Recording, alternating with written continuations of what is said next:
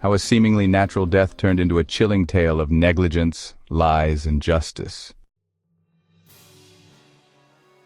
Imagine this. You're alone in a hotel room watching a movie, enjoying a quiet evening. Suddenly, without warning, your life is cut short by a single, devastating blow. But here's the twist. No one hears a thing. No struggle, no noise, no evidence of foul play.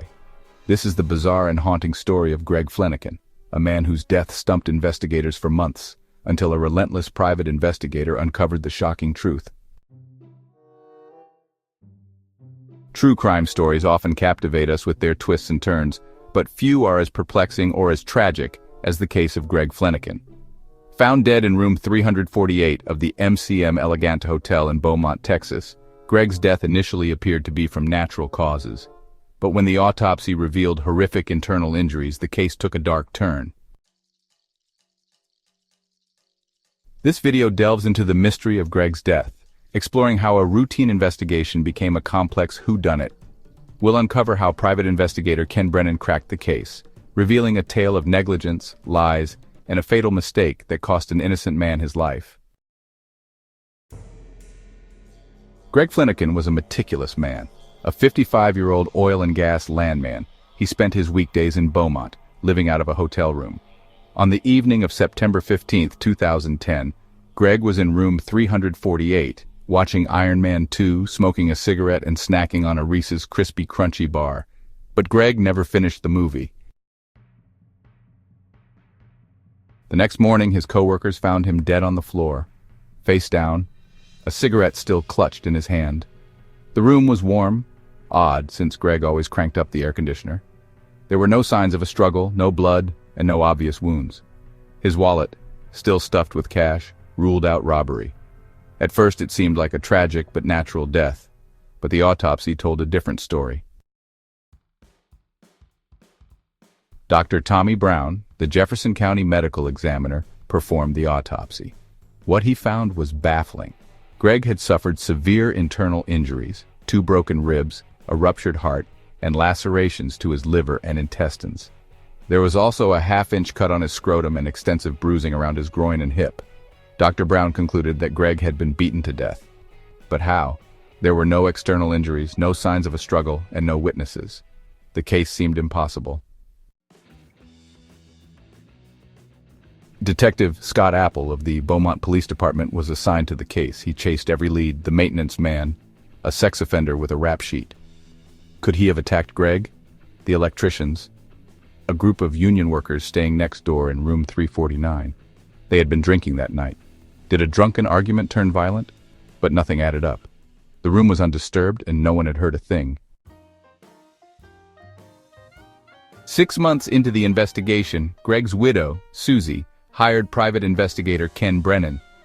A former cop and DEA agent, Brennan had a reputation for solving cold cases. Brennan started by questioning Susie. She mentioned one odd detail. The room had been warm when Greg's body was found, even though he always kept it cold. Brennan realized the air conditioner had shut off when Greg accidentally blew a circuit earlier that evening. Then Brennan noticed something else. Greg's cigarette was in his left hand, even though he was right-handed.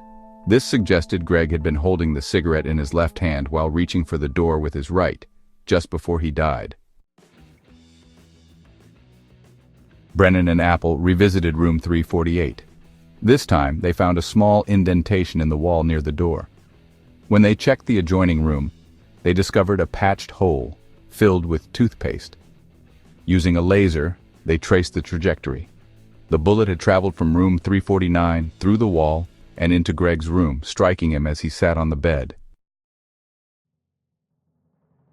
Brennan and Apple tracked down the electricians who had stayed in room 349. Under pressure, one of them, Tim Steinmetz, confessed. That night, Lance Muller, another electrician, had been playing with a 9mm Ruger while drunk. The gun went off, firing a bullet through the wall. Muller panicked, hid the gun, and never checked on Greg. When Greg's body was found the next day, Muller assumed the bullet had killed him, but kept quiet, hoping no one would connect the dots. In October 2012, Lance Muller pleaded no contest to manslaughter and was sentenced to 10 years in prison. At the sentencing, Susie Fleniken confronted Mueller. "You murdered him. No, you didn't intentionally seek him out to murder him, but you murdered him with every lie you told, with every intentional selfish deception, with every cover-up, over and over again." Greg Fleniken's death is a stark reminder of how one reckless moment can destroy lives. Thanks to Ken Brennan's relentless investigation, justice was served. But the case leaves us wondering, how many other accidents are actually crimes waiting to be uncovered? If you found this story gripping, don't forget to like, share, and subscribe for more deep dives into lesser-known true crime cases. Let us know in the comments. What's the most baffling true crime case you've ever heard of? The electrician's night of drinking.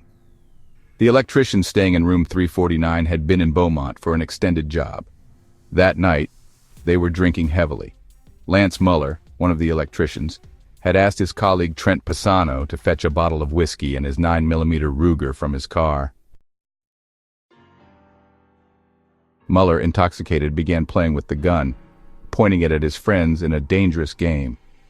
When the gun accidentally discharged, the bullet tore through the wall, striking Greg Fleniken as he sat on his bed. After the gunshot, Mueller panicked. He hid the gun in his car and later stashed it with a friend. The next day, when Greg's body was discovered, Mueller and his colleagues saw the gurney being wheeled out, but chose to remain silent. Mueller even patched the bullet hole in the wall with toothpaste, hoping to conceal the evidence. Initially, Dr. Tommy Brown believed Greg had died from blunt force trauma. However, after Brennan and Apple discovered the bullet hole, Brown re-examined the autopsy photos. He found a small entry wound in Greg's scrotum, which had been overlooked. The bullet had traveled upward, causing catastrophic internal damage. The district attorney's office was initially reluctant to prosecute Mueller, citing the accidental nature of the gunshot. However, Brennan's impassioned argument convinced them to pursue manslaughter charges.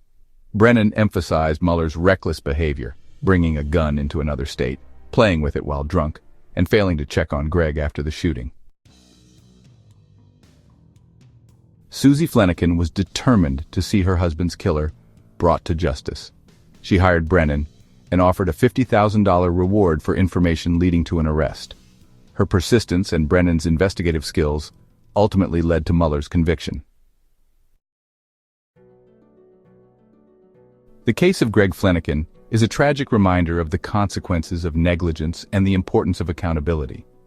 It also showcases the power of persistence and the critical role of skilled investigators like Ken Brennan in uncovering the truth.